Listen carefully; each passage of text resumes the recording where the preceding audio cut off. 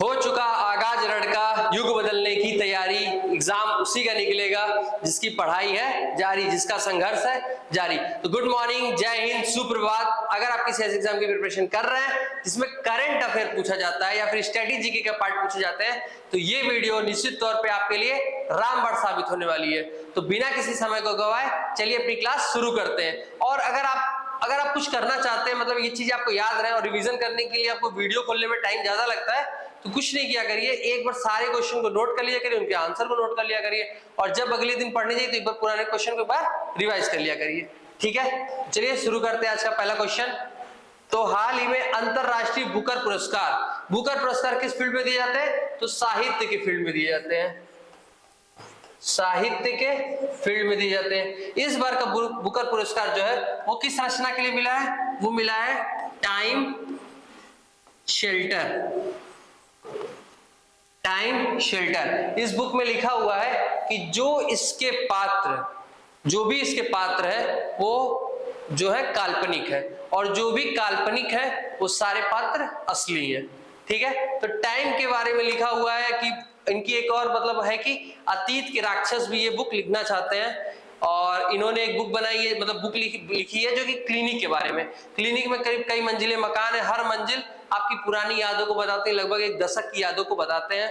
तो एक मतलब एक पूरी फिक्शनल टाइप की स्टोरी है, आप इसको देख सकते हैं। तो टाइम शेल्टर से पढ़ सकते हैं। क्या नाम है इनका? जॉर्जी गोस्पुडिनोव। ठीक है, ये इसको द पढ़ेंगे क्योंकि ये देखिए जहाँ क्या है, वहाँ की जो मेन लैंग्वेज है वो इंग्लिश नहीं है। ठीक है, तो वहाँ की लैंग्वेज जो जहाँ के है ये वो है बुल्गारिया।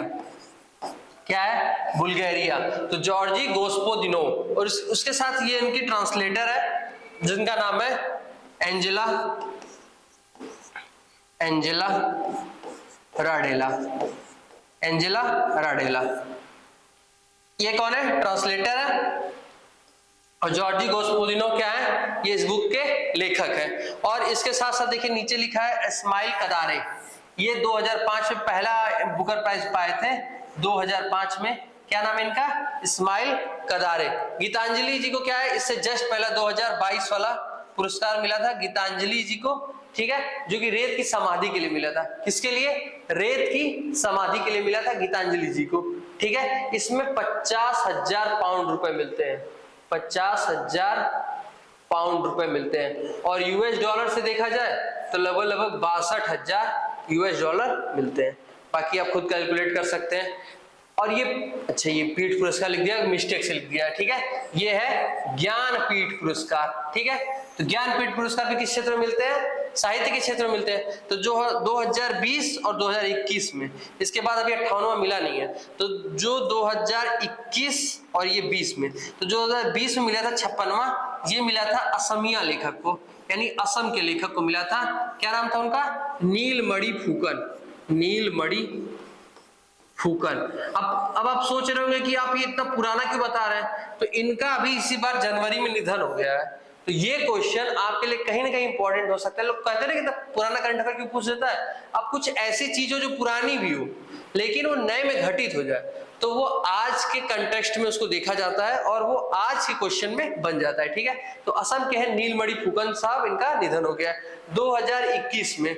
57वां जो था ये किसको मिला है? ये कोंकणी भाषा के उपन्यासकार को मिला है, कोंकणी भाषा के। और इनका नाम क्या है? तो इनका नाम है दामोदर मौजो। क्या है? मौजो।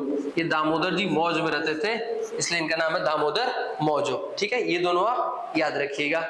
इसके बाद आगे अंतरराष्ट्रीय बुकर पुरस्कार 2022 वाला देख लीजिए। तो अभी मैंने आपको बताया कि किसको मिला है? गीतांजलि श्री को किस रचना के लिए मिला है? टॉम्ब ऑफ सैंड, यानी रेत की समाधि। और इसमें जो ट्रांसलेटर करता है, यानी ट्रांसलेट करता है, वो कौन है? तो वो है डेजी रॉकवेल। क्या नाम है? Daisy Rockwell. इसके बाद आगे देखते हैं। इसके बाद है सरस्वती सम्मान। सरस्वती भगवान का नाम है। ठीक है, तो जिसको सम्मान मिला उनका नाम है शिव शंकरी, ठीक है। और इनकी रचना क्या है? सूर्यवंशम, सूर्यवंशम, ठीक है। इसके बाद व्यास सम्मान, ये तीनों के तीनों सम्मान के बिरला फाउंडेशन के द्वारा दिए जाते हैं। इसमें 15 लाख रुपए मिलते हैं, इसमें 7.5 लाख रुपए मिलते हैं और इसमें मिलते हैं 2.5 लाख रुपए, ठीक है। तो व्यास सम्मान किसको मिला है? डॉक्टर ज्ञान चतुर्वेदी को। किसको मिला है? डॉक्टर ज्ञान चतुर्वेदी को। अच्छा, इनकी किस रचना को मिला है? तो इनकी रचना को मिला है पागल खाना। इनका नाम है ज्ञान और रचना है पागल खाना, ठीक है। ज्यादा ज्ञान हो जाएगा तो क्या आदमी हो जाएगा? पागल ही हो जाएगा ना। बिहारी सम्मान किसको मिला है? तो मिला डॉक्टर माधव हाड़ा को। ये सारे के सारे जो तीनों के तीनों पुरस्कार हैं, ये तीनों के तीनों 32वें नंबर के हैं, ठीक है। ये ध्यान दीजिएगा। डॉक्टर माधव हाड़ा को मिला है पचरंग, किस रचना को मिला है? पचरंग चोला पहन सखी रे।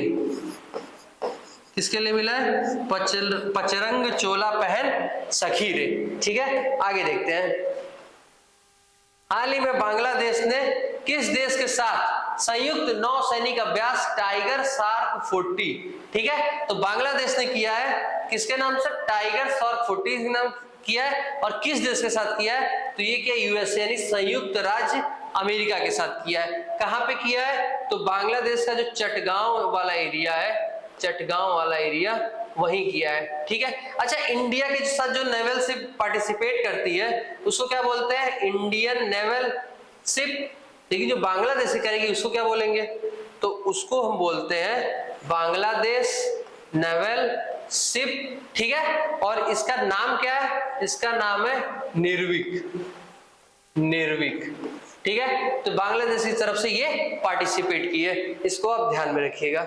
इसके बाद आगे देखते हैं साइक्लोन वन इस बार का इंपॉर्टेंट है क्योंकि पहली बार ऐसा हुआ है कि मतलब ये युद्धाभ्यास किया गया है। इसको किन देशों ने किया है? तो इसको किया है भारत ने प्लस मिस्र ने किया है। इस बार मिस्र जो है वो वो एनडीबी का नया सदस्य भी बन गया है। इसके बाद ये मिस्र जो है अभी जो G20 की समिट हुई है पर्यटन मंत्रियों की, कहां पे?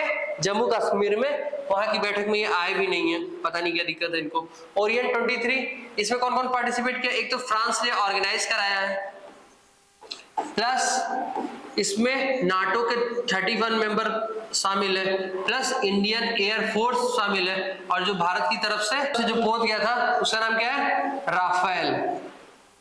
भारत की तरफ से जो पोत पार्टिसिपेट किया उसका नाम है राफेल। कवच सैन्य अभ्यास, ये हिंद महासागर क्षेत्र में इसको ऑर्गेनाइज कराया गया था, जो कि भारतीय सेना के द्वारा ही था। एक पक्षीय यानी सिर्फ एक देश ही पार्टिसिपेट करता है। बोल्ड कुरुक्षेत्र, ये बोल्ड नहीं है, ये है बोल्ड, BOLD। ये किन दो देशों के बीच में होता है? तो ये होता है इंडिया प्लस सिंगापुर, ठीक है। तो बोल्ड कुरुक्षेत्र किन दो देशों के बीच में होता है? इंडिया और सिंगापुर। आगे देखते हैं। नेक्स्ट क्वेश्चन है, हाल ही में असम के राज्यपाल, क्या नाम है इनका? गुलाब चंद कटारिया, ठीक है। तो असम के राज्यपाल का नाम याद करिए, गुलाब चंद कटारिया के द्वारा जो विमोचित बुक है, ठीक है, उसको लॉन्च की गई है। क्या नाम है? Partition freedom. इसमें भारत के बारे में बताया गया कि पार्टीशन के बाद भारत कैसे तन मन धन से, यानी तन और धन से कैसे विकसित हो चुका है, तो इसके बारे में बताया गया। इसके जो रचयिता उनका नाम क्या है? राम माधव। क्या नाम उनका? राम माधव, ठीक है। आगे देखते हैं। हाल ही में अंतरराष्ट्रीय बास्केटबॉल महासंघ एशिया के अध्यक्ष, पहली बार ऐसा हुआ है कि भारतीय कोई जिसको अंतरराष्ट्रीय बास्केटबॉल महासंघ का अध्यक्ष बनाया गया, वो भी एशिया के अध्यक्ष। क्या नाम है इनका? तो इनका नाम है डॉक्टर के गोविंदराज। क्या नाम है इनका? डॉक्टर के गोविंदराज, ठीक है। आगे देखते हैं। आगे है वर्ल्ड बैंक के पहले भारतीय अध्यक्ष कौन बने हैं? और भी निर्विरोध चुन के बने हैं। क्या नाम है इनका? अजय बंगा, ठीक है। इनका नाम याद रखिएगा। इसके बाद आगे देखते हैं अध्यक्ष आईसीसी, क्या नाम है इनका? ग्रेग बर्कले, ठीक है। और ये कहां के रहने वाले हैं? तो ये रहने वाले हैं न्यूजीलैंड के,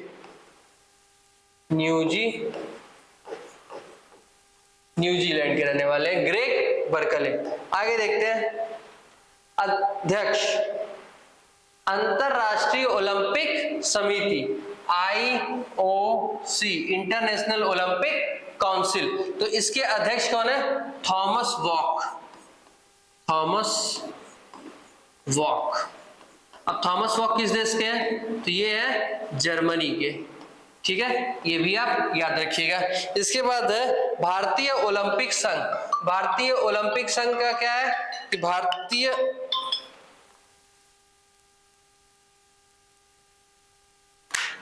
ओलंपिक संघ के जो अध्यक्ष हैं, जैसे इसको क्या बोलेंगे, इंडियन ओलंपिक एसोसिएशन। इनकी जो अध्यक्ष हैं उनका नाम है परी, यानी उड़न परी। उड़न परी।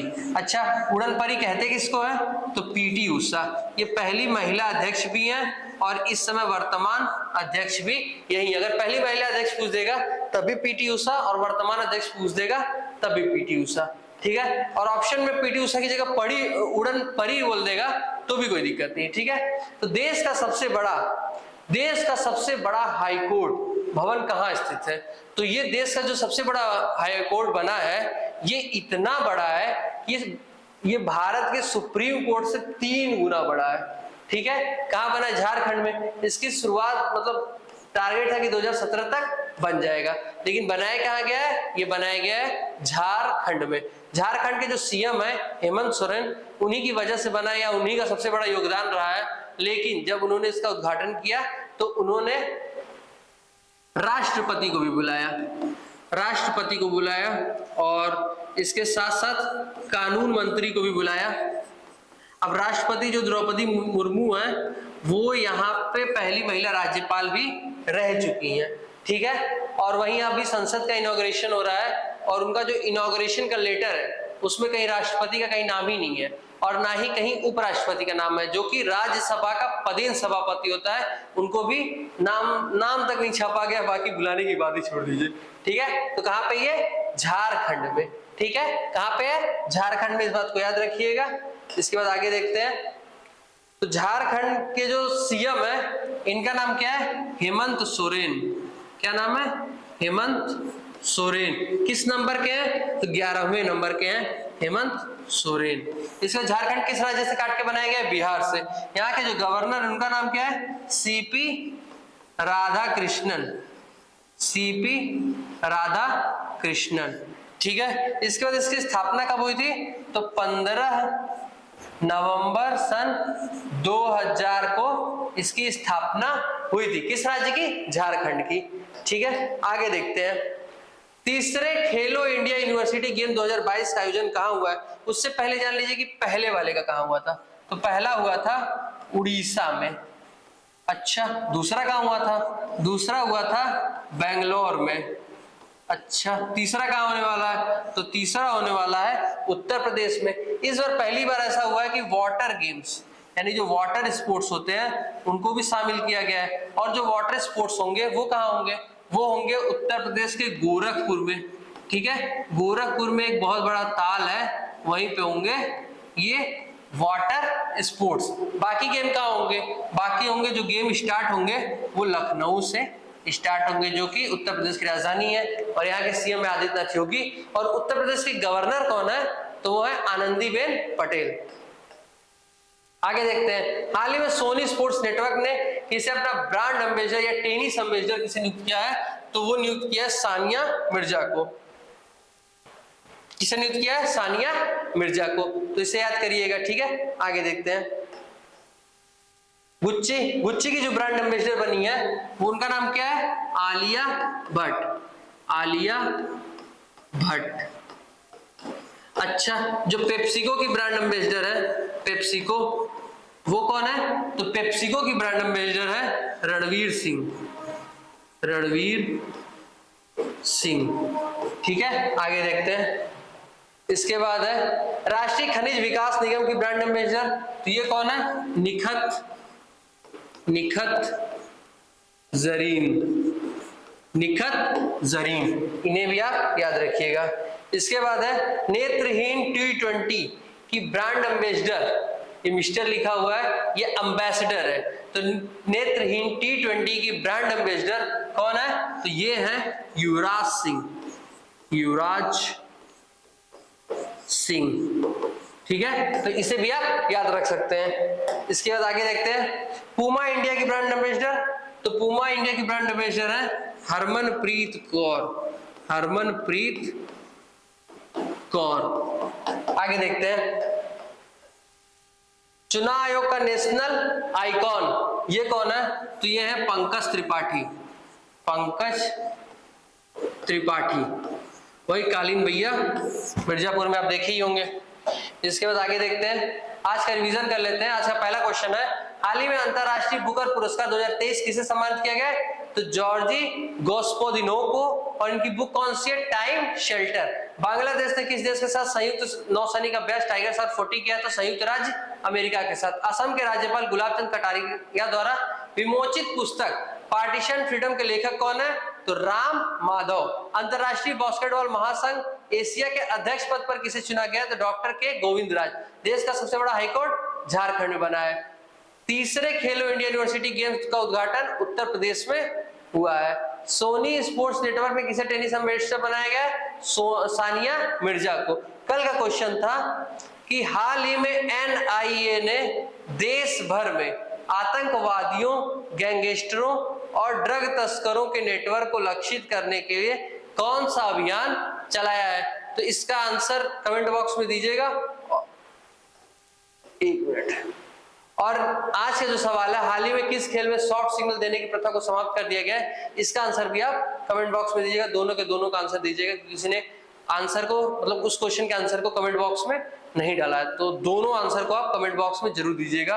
और जब टूटने लगे हौसला तो ये बात याद रखना, जब टूटने लगे हौसला तो ये बात याद रखना कि बिना मेहनत के हासिल तक तो ताज नहीं होते। अंधेरे में ही ढूंढ लेना अपनी मंजिल को दोस्तों, अंधेरे में ही ढूंढ लेना अपनी मंजिल को दोस्तों, क्योंकि जुगनू किसी रोशनी के मोहताज नहीं होते। तो जाइए, अच्छे से पढ़ाई करिए, ध्यान से पढ़ाई करिए, मन से पढ़ाई करिए और बढ़िए, पढ़िए और बढ़िए।